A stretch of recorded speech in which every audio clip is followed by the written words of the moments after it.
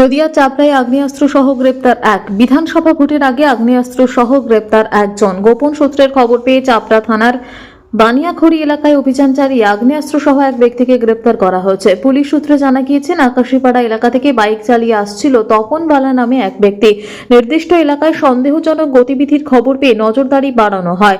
সেই সময় ওই ব্যক্তিকে আটক করে তল্লাশি চালানো হলে তার কাছ থেকে একটি আগ্নেয়াস্ত্র ও 1 রাউন্ড কার্তুজ উদ্ধার হয়।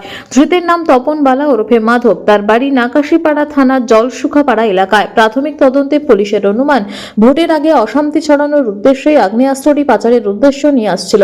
ধৃতকে পুলিশ জিজ্ঞাসাবাদ করে আগ্নেয়াস্ত্রের উৎস, এর পেছনে কোনো চক্রান্ত রয়েছে কিনা তা খতিয়ে দেখছে।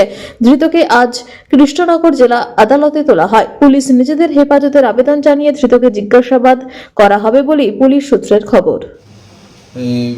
ইংরেজির 6 তারিখ সন্ধ্যাবেলা 6:30-7 নাগাদ আমাদের একটা সোর্স ইনফরমেশান আমরা পাই যে একজন ব্যক্তি এরকম ইলিগাল আর্মস নিয়ে আমাদের বানিয়াখড়ি আর শিবিরের যে ওইখানে মাঠের ওইখানে অনেক ঘোরাঘুরি করছেন। ওটা ইনফরমেশান পেয়ে আমাদের পুলিশ টিম সেখানে যায়।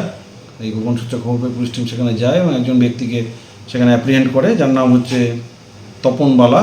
তার বাড়ি হচ্ছে জালসুকা ইঞ্জিলপুর, থানা নাকাশীপাড়া। ওই ব্যক্তি ওখানে ঘোরাঘুরি করছিল, তাকে পুলিশ অ্যাপ্রিহেন্ড করে। অ্যাপ্রিহেন্ড করার পর তাকে সার্চ করতে এবং একটি মোটরসাইকেল ছিল তার কাছে, মোটরসাইকেল নিয়ে ঘোরাঘুরি করছিল। পুলিশ তাকে অ্যাপ্রিহেন্ড করে। অ্যাপ্রিহেন্ড করার পরে তাকে সার্চ করে তার কাছ থেকে একটা 1 শাটার পিস্তল, দেশীয় পদ্ধতিতে তৈরি পিস্তল, আর 1 রাউন্ড গুলি তার হেফাজত থেকে উদ্ধার হয়। এবং সে এইসব বন্দুক বা গুলি রাখার কোনো লাইসেন্স তার কাছে ছিল না। সেই জন্য এটা অবৈধ আগ্নেয়াস্ত্র হিসাবে আমরা সেগুলো সিজ করি এবং এই ব্যক্তিকে গ্রেপ্তার করা হয়। ধৃতের নাম কি? ধৃতের নাম হচ্ছে তপন বালা। বাড়ি হচ্ছে জালসুকা ইঞ্জিলপুর, নাকাশীপাড়া থানার আন্ডারে। কি উদ্দেশ্যে সেখানে ঘোরাঘুরি করছিল? এটা আমরা জিজ্ঞাসাবাদ করছি, এখনও জিজ্ঞাসাবাদ চলছে।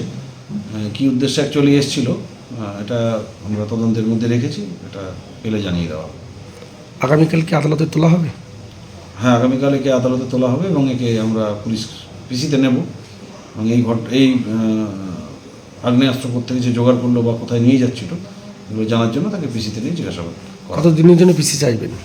এখনও পর্যন্ত যা ঠিক আছে, আমাদের 7 দিনের পিসি আমরা চাইব, তারপর মহামান্য আদালত যেরকম মঞ্জুর করে।